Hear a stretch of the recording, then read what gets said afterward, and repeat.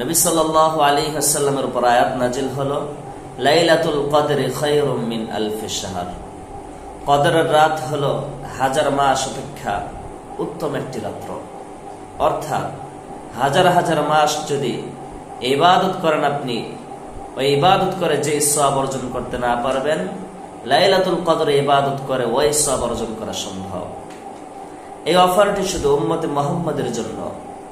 কারণ সাহাবায়ে কেরাম যখন বনী ইসরাইলের লোকদের আমল সম্পর্কে জানতেন, সাহাবায়ে কেরাম আফসোস করে বলতেন, বনী ইসরাইলের লোকেরা লম্বা হায়াত পাওয়ার কারণে তারা লম্বা ইবাদতের সুযোগ পেত। আমাদের হায়াত তো অল্প সময়, আমরা কিভাবে তাদের মতো বেশি ইবাদত করব, বেশি সওয়াব অর্জন করব।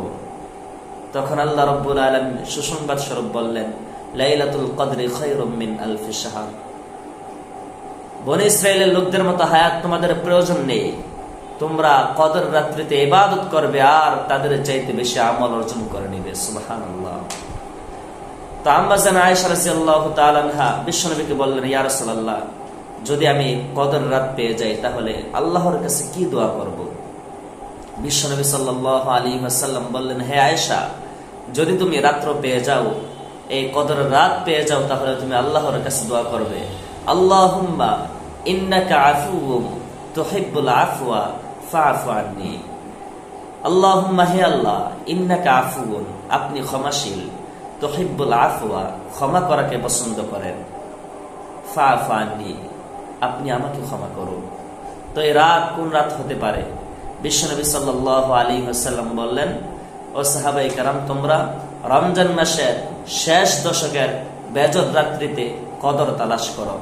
অর্থাৎ 21তম রাত, 23তম রাত, 25তম রাত, 27তম রাত এবং 29তম রাত, এই রাতগুলোতে লাইলাতুল কদর খোঁজা আমাদের জন্য অপরিহার্য।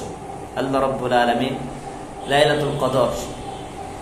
লাইলাতুল কদর অর্জন করার তৌফিক দান করুক। আমিন।